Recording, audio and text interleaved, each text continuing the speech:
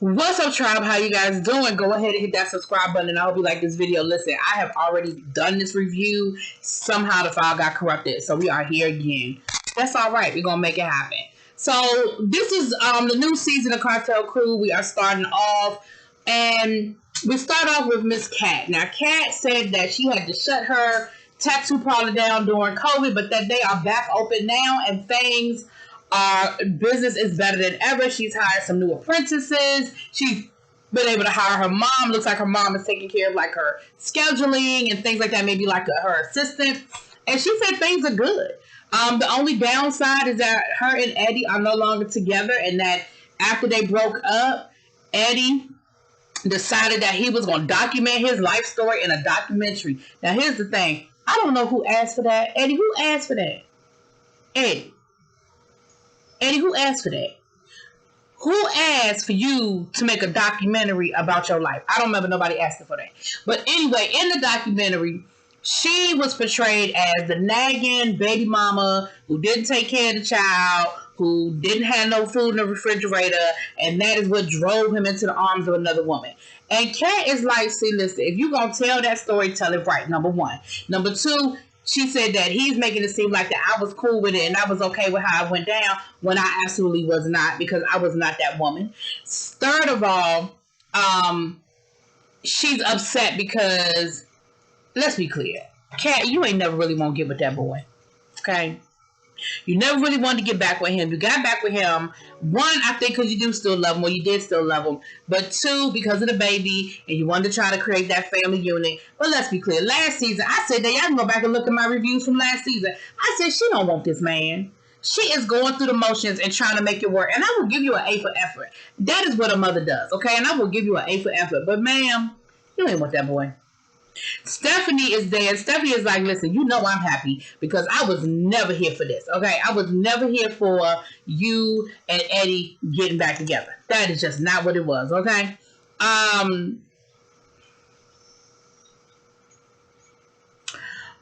Later, I'm just going to go through the line, okay? I'm just going to go down the line with the people and what they got going on. We didn't really see an update on what was going on with Stephanie's music career, but I'm sure we'll get there as the season moves on. Later on in the episode, we see Diego with Eddie. It's his weekend. Look, Diego is like, are you and mommy okay? Because I feel, like, what's going on with y'all? And Eddie is like, listen, me and your mom love each other. I don't live there anymore, but I do miss you. I would love to be with you. But, me and your mom, we just, decided that we weren't going to live together anymore. Later on, he reaches out to Kat, and he is like, listen, we really should be at a place where we can have a conversation with each other without having to go through your mom. Because at this point, Kat's mom picks the baby up, drops him off, and so forth. And that her and Eddie's conversations are very limited. And remember when Kat went live to set the record straight, and she said, listen, that was not my finest hour, but I was so angry and I was so frustrated, and I just needed everybody to know and everybody to understand that I was not on board with this bull hockey. I had nothing to do with this bull hockey. Don't put me in this bull hockey, okay? Capiche. Eddie is like, listen, what you really mad about? And she was like, what do you mean, what am I mad about? I am angry because you betrayed me in a way that was not authentic. And then you made everybody feel like I was cool with it when me and you hadn't even been together in months, much less I was cool with this whole documentary. Like, don't have me out here looking crazy. Don't make it seem like it was my fault. Don't put it all on me. Now, Eddie admits, listen, I was never really here for it, okay? I got out of jail. I didn't really want to be in no relationship. And, but listen, you was offering me a warm bed and some woo-hoo-hoo, and I could be around my baby. I just couldn't turn that down. And she was like, listen, I was trying to make it work for the baby, but at the end of the day, it just didn't. And he was like, yeah, we just not compatible. And it was funny because I felt like towards the end of the conversation, he was sort of trying to hurt her. Like, yeah, we just not compatible. But, Kat, you know it. You know that y'all are not compatible. You know that this relationship ain't gonna work. I do not feel like at the end of that conversation they came to any sort of meeting of the minds. Like, I don't feel like they walked away in a good place. I don't feel like they did. But I feel like they're gonna continue to do what they need to do for the baby. Okay. Michael and Marie, they are planning the wedding. Marie wants a nice wedding, a nice big wedding. Michael wants the wedding of the century. He wants helicopters coming down from the sky and glitter flowers and like whatever. He said his mama used to have the best blowout parties people are still talking about, and we are going to have a true Corleone wedding in grand style. Marie was like, okay, I want a nice wedding, but now you're just doing too much. Now you're just going whoop, over the edge. We find out that, well, we know who her bridesmaids are going to be. They're going to be her crew. But Michael wants Eddie to be one of his groomsmen. And Maria's like, I don't think so. And Eddie and Michael is like, I do. And at the end of the day, Michael is like, listen, we are all adults. We are all grown. If we cannot coexist in the same room with each other, then that's a problem. Like, he's my boy. I want him there. That's your girl. You want her there. But at the end of the day, we can all be in the same place at the same time and act like adults for a couple of hours. And if we can't, then they just don't need to come to the wedding. Now, Marie disagrees. She's like, Eddie can't come. Eddie can't be in the wedding. That's my girl and I'm standing by her. So I feel like that's going to be a problem. That's going to be an argument later on. Okay? All right. Sadly, Betty, we found out that Betty's sister was killed.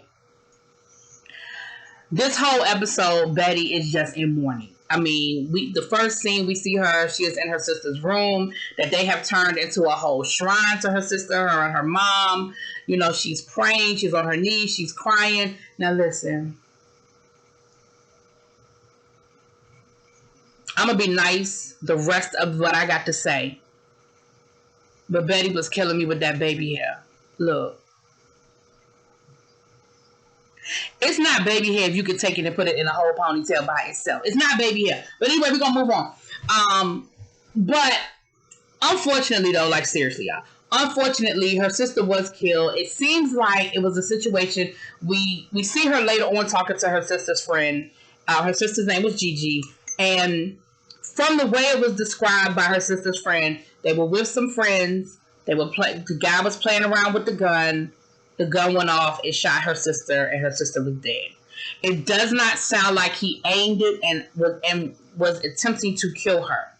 So Betty and her family are struggling. I mean, first of all, they're struggling with the grief. They're struggling with the grief of the daughter being buried, or being dead. But they're also struggling with this whole concept of manslaughter versus murder. The DA wants to charge the guy with manslaughter. They wanted him to be charged with murder. Listen, I'm no lawyer. I ain't going to nobody's law school. But from what I understand about the law, it would be really, really, really hard for them to come to a place where they're charging this young man with murder.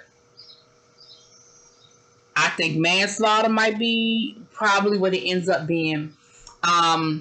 But it's a hard pill to swallow because in their mind, this boy killed their sister, and he did. But again, it doesn't sound like he picked up the gun, aimed it at her, and shot her.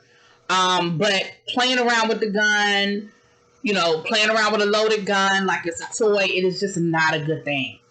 Later on in the episode, we see where she's created a march. Because she's like, listen, when it comes to people of color, black people, Latino people, we're just an afterthought. We're just not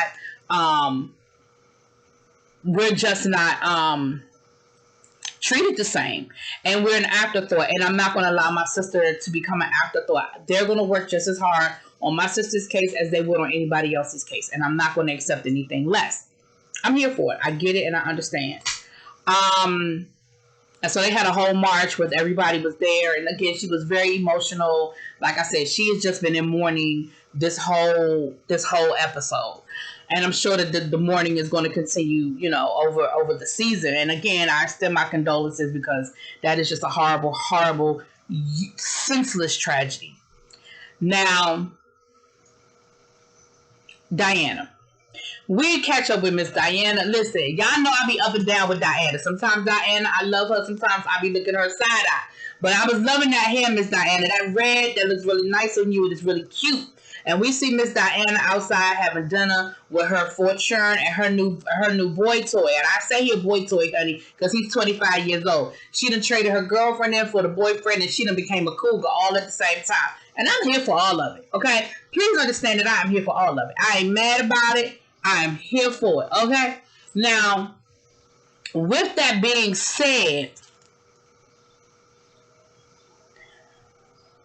Diana's youngest daughter, who looks to be about 13, 14 years old, and again, I think maybe 14, 15, but she's the youngest daughter.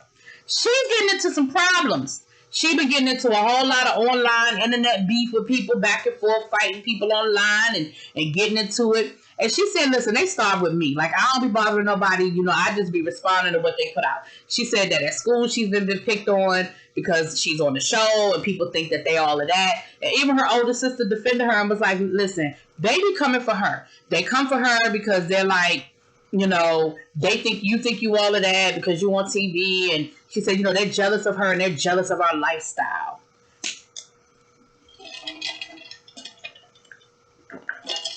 Listen, this is what I'm going to say about that. Everybody ain't jealous of you and your lifestyle. And like her mother told her, you don't have to respond to everything, okay? You don't have to get into it, everything. You don't have to respond to everything.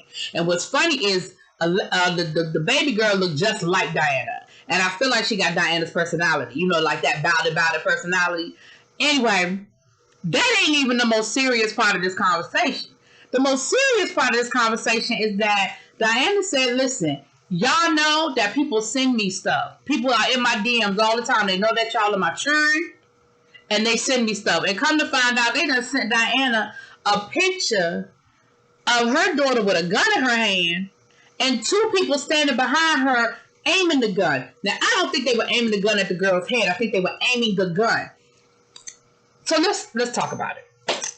First of all, Diana, I felt like you were a little too calm for the conversation. Now, I know that maybe you were calm because you had already said what you had to say off camera and you were just giving them a scene for the camera. That's fine. Because I feel like you should have been at the door waiting for her with a whole belt on her hand in your hand. Because, first of all, what is your daughter doing at a hotel, at a party, at 14, 15 years old with a bunch of dudes? Okay? That's number one. Number two, why is your daughter holding a gun? Where the fuck did she get a gun? Why is she holding a gun? Number three, why are there two people behind her with guns in their hand? Listen, I'm not trying to go there and I'm not trying to take this to an extreme situation, but your daughter is hanging out with people with guns. That is 3 guns and 3 people in one room. That's a lot for a 14, 15-year-old. Hell, that's a lot for a 30, 40-year-old. I'm a grown-ass woman, and I don't be in rooms with people just with guns chilling and hanging out.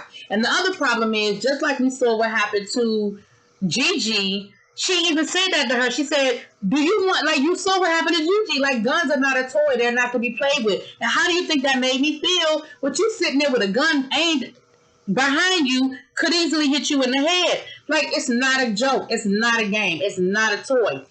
And her daughter really just didn't seem to have any reaction. Like, it was like, I mean, we weren't doing anything.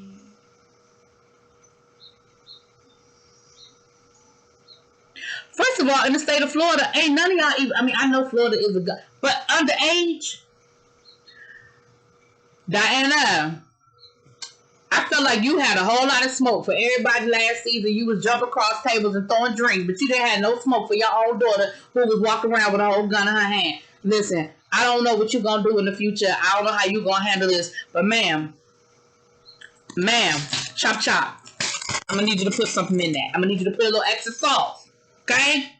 Now, with that being said, ladies and gentlemen, that is your first episode of the Cartel Crew, Season 1, Episode 3. I do apologize because, like I said, the first time I did this, the whole video is gone. It's just gone. It's gone.